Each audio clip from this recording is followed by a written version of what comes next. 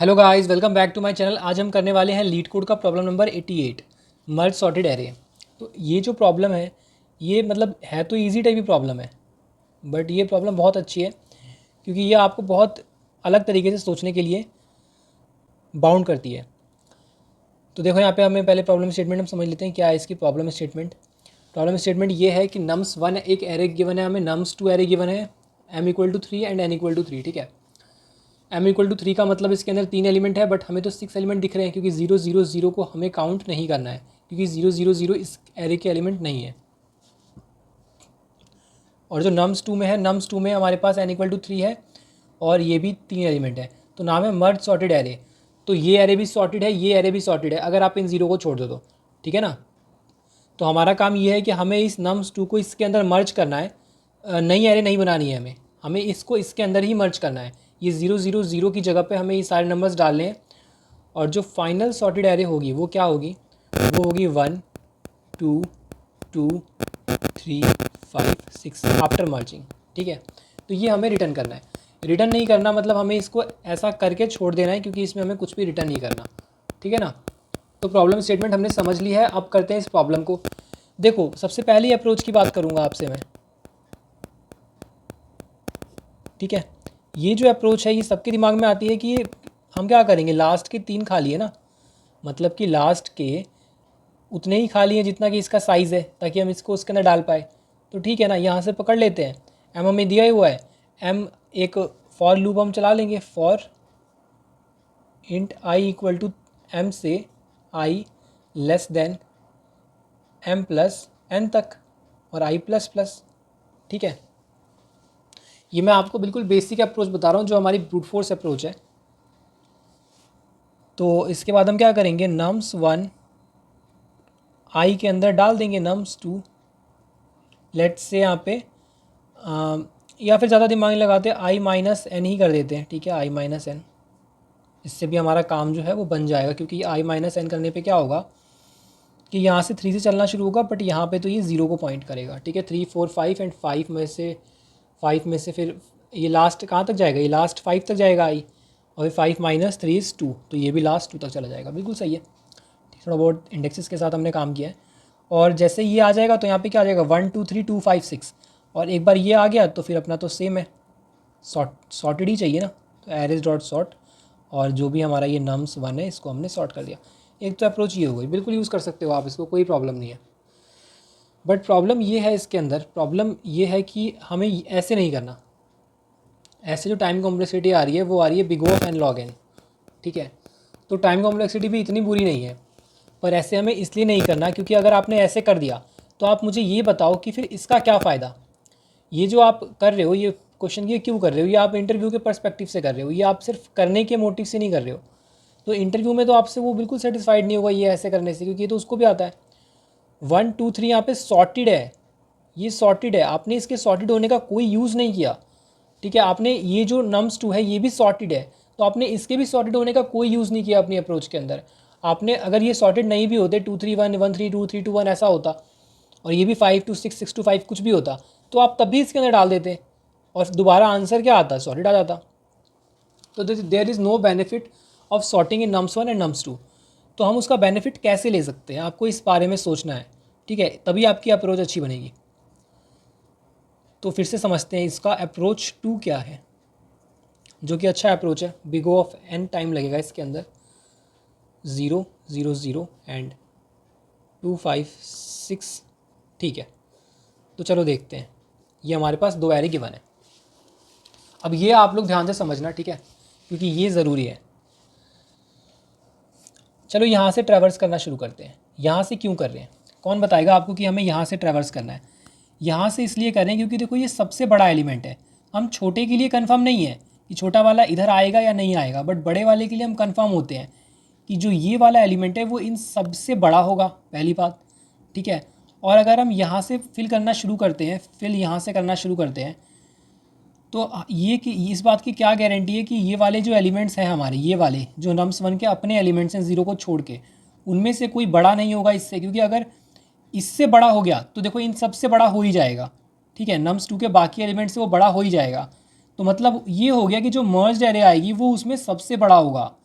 और सबसे बड़ा होगा जो इसमें से, अच्छा आप ये देखो ना, इसका लास्ट एलिमेंट, इसका लास्ट एलिमेंट, अब इन दोनों में से जो सबसे बड़ा होगा इन दोनों में से वो पूरी एरे का मर्ज होने के बाद सबसे बड़ा एलिमेंट होगा। इस बात में हम 100% कन्फर्म है, ठीक है, क्योंकि ये एरे सॉर्टेड है।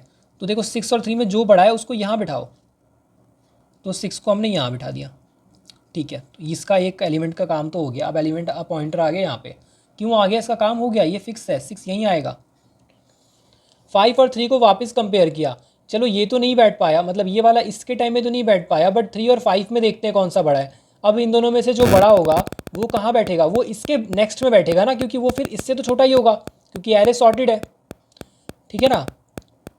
तो 3 और 5 है, 3 और 5 में क्या बड़ा है, 5 बड़ा है, तो मतलब 5 की प्लेस यहाँ पे आएगी, ठीक है ना। चलो फिर यहाँ से ही पॉइंटर हट गया, यहाँ पे आ गया। अब 3 और 2 में से ज़्यादा बड़ा कौन सा होगा, वो यहाँ बैठेगा। तो 3 और 2 में से बड़ा इस बार 3 आ गया, इस बार 3 आ गया है, तो 3 को हमने यहाँ बैठा दिया, ठीक है। तो इसका काम हो गया, इस वाले का जो काम है वो हो गया। तो हमारे ज़ीरोज़ तो फिल हो गए, पर आप एक बात नोटिस करो कि ये जो 3 है ये 2 बार आ गया, इसका मतलब ये हुआ ये 3 यहाँ पे उठ के चला गया, आपको ऐसा सोचना है। तो ये पॉइंटर यहाँ से हट के 2 पे आ जाएगा, ठीक है ना। तो ये जो 2 है और ये 2, अब इन दोनों में से जो बड़ा होगा वो इधर बैठेगा, क्योंकि ये 3 इधर जा चुका है, ठीक है ना। तो ये दो में से जो बड़ा होगा वो यहाँ पे आके बैठेगा। तो बड़ा तो दोनों बराबर ही हैं, तो चलो इसी को बैठा देते हैं। तो ये हट गया, ये पॉइंटर ख़त्म हो गया और यहाँ पे आके 2 हमारा बैठ गया। तो फाइनल एरे क्या मिली हमें, फाइनल एरे जो हमें मिली है वो मिली है 1 2 2 3 5 एंड 6। और देखो ये वही वाली एरे है। अब यहाँ पे हमने एक पॉइंटर चलाया, 2 पॉइंटर चलाया, बट आप अगर ध्यान से देखोगे तो ये जो पॉइंटर यहाँ पे जो फिल कर रहा था हमने, वो कोई पॉइंटर नहीं बनाया। तो यहाँ पर एक और पॉइंटर होगा जो फिल करेगा, एक पॉइंटर होगा, 2 पॉइंटर्स कंपेयर करेंगे और फिल करने के लिए एक पॉइंटर होगा। तो टोटल कितने पॉइंटर्स की ज़रूरत है, टोटल हमें 3 पॉइंटर्स की ज़रूरत है यहाँ पे। इसलिए प्रॉब्लम बहुत अच्छा बन जाता है, क्योंकि ये हमें ये वाली अप्रोच सिखाता है। तो आई होप गाइज़ आपको ये अप्रोच बहुत अच्छे से समझ में आ गई होगी। सबसे इसमें मेन जो इसका इशू है वो यही समझने का है कि हम कैसे डिसाइड कर रहे हैं। मैं आपको एक बार और समझा देता हूँ। ये एरे सॉर्टेड है, तो ये इंक्रीजिंग ऑर्डर में है। जो इसका राइट मोस्ट एलिमेंट होगा वो सबसे बड़ा एलिमेंट होगा, और इसमें जो सबसे राइट मोस्ट एलिमेंट होगा वो इसके में सबसे बड़ा एलिमेंट होगा। अब इन दोनों बड़े बड़े एलिमेंट्स को अगर हम कंपेयर करेंगे तो इन दोनों में से जो बड़ा एलिमेंट होगा वो मर्ज एरे का सबसे बड़ा एलिमेंट होगा। तो हम उसको लास्ट से फिल करना शुरू कर रहे हैं। बस सिंपल अप्रोच है इसकी। अगर आपको ये समझ में आ गया तो आपको अप्रोच 2 बहुत अच्छे से समझ में आ गई। और इसमें देखो हमने कोई भी स्पेस नहीं लिया, तो इसकी स्पेस कॉम्प्लेक्सिटी बिग ऑफ 1 है अभी भी। तो देखते हैं हमने जो ये लॉजिक बनाया इसको हम कोड में कैसे इंप्लीमेंट कर सकते हैं।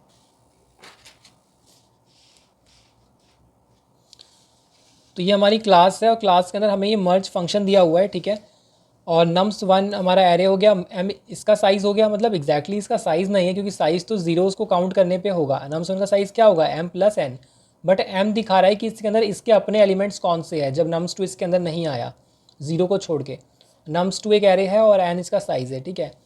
हमने एक पॉइंटर मैं आपके लिए यहाँ पे एरे बना लेता हूँ तो आपको ज़्यादा समझ में आएगा।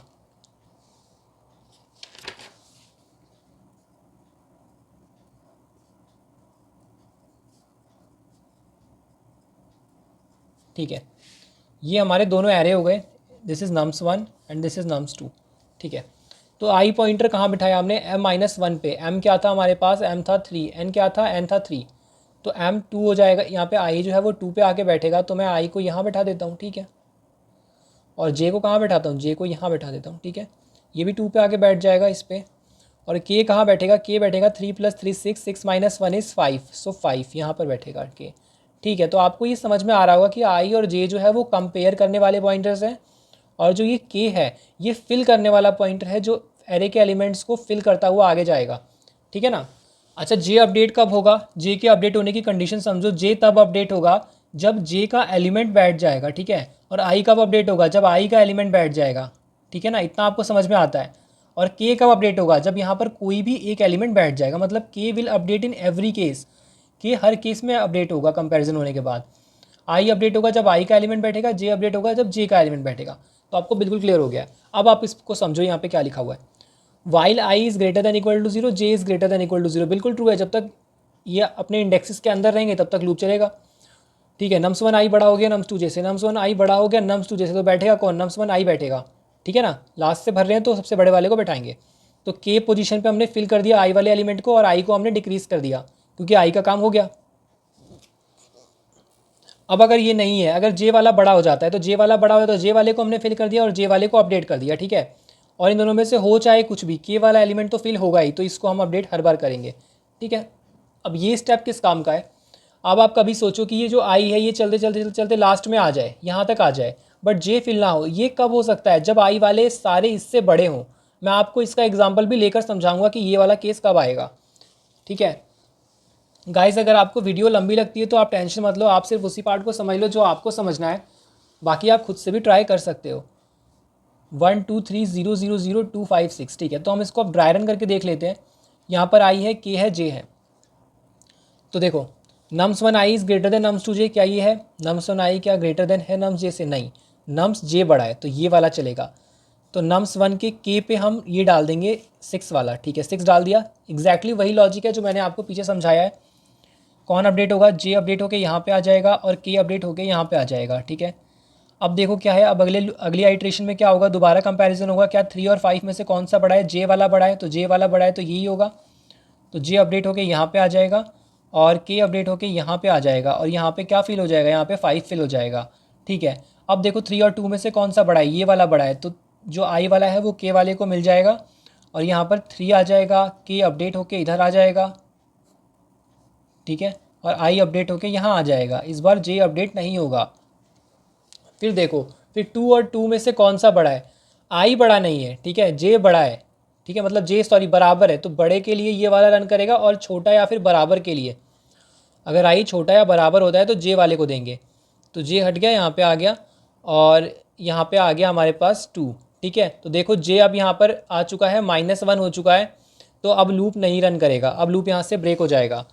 तो अब हमारे पास जे -1 हो गया, तो ये भी नहीं चलेगा क्योंकि ये भी चलेगा कब? जब j is greater than equal to 0 होगा। तो हमारे पास हमारी जो फाइनल एरे है वो क्या आ गई? 1 2 2 3 5 6, ठीक है। मर्ज करने के बाद ये आ गया। अब एक बार इस केस का एग्जांपल देखते हैं। देखो ये केस कब होगा मैं आपको बताता हूँ। 4 5 6 0 0 0 एंड 1 2, या एक ही ज़ीरो लेते हैं, ठीक है। मान लो ये है हमारा nums1, ये है हमारा nums2। यहाँ पर आ जाएगा हमेशा की तरह जे वाला एलिमेंट, यहाँ पर आ जाएगा फिल करने के लिए के वाला एलिमेंट, यहाँ पर आ जाएगा आई वाला एलिमेंट। अब कैसे होगा ये? आई और जे का कंपैरिजन करो, 6 और 2 में से कौन सा बड़ा है? 6 बड़ा है, 6 यहाँ पे आ जाएगा, ठीक है। आई अपडेट होकर यहाँ पे आ गया, के अपडेट होकर यहाँ पे आ गया, ठीक है। फिर 5 और 2 में से कौन सा बड़ा है? आई वाला बड़ा है, तो 5 यहाँ पे आ गया और आई यहाँ पे आ गया अपडेट होके, ठीक है। फिर देखो, फिर 4 और 2 में से कौन सा बड़ा है? देखो जे मूव नहीं कर रहा है, फिर 4 वाला आके यहाँ पे आ गया, हाँ ठीक है, यहाँ पे आ गया और आई वाला यहाँ पे आ गया, ठीक है। तो देखो यहाँ पे आई जो है वो -1 हो चुका है, आई 0 यहाँ पे लास्ट था, -1 हो चुका है और ये लूप यहाँ से ब्रेक हो गया है। बट स्टिल हमारे nums2 के एलिमेंट को अभी नहीं लिया गया है अभी तक, ठीक है। क्यों? क्योंकि उनको स्टार्टिंग के पोजीशन पे आना था और यहाँ पे हमारा आई ख़त्म हो गया।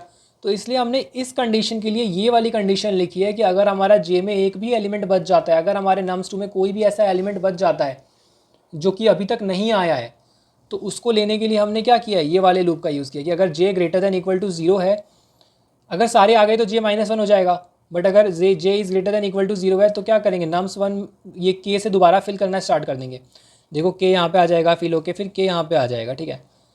फिर के पे हम क्या फिल कर देंगे? 2 को फिल कर दिया। फिर के पे क्या फिल करेंगे? 1 पे। कंपैरिजन करने की कोई ज़रूरत नहीं क्योंकि ये जो एरे है वो ऑलरेडी सॉर्टेड है, तो जस्ट हम फिल कर सकते हैं, ठीक है, अगर इसके पीछे वाले सारे एलिमेंट्स इधर आ चुके हैं तो फाइनल एरे क्या हो जाएगी? 1 2 4 5 एंड 6, और ये हमें चाहिए था।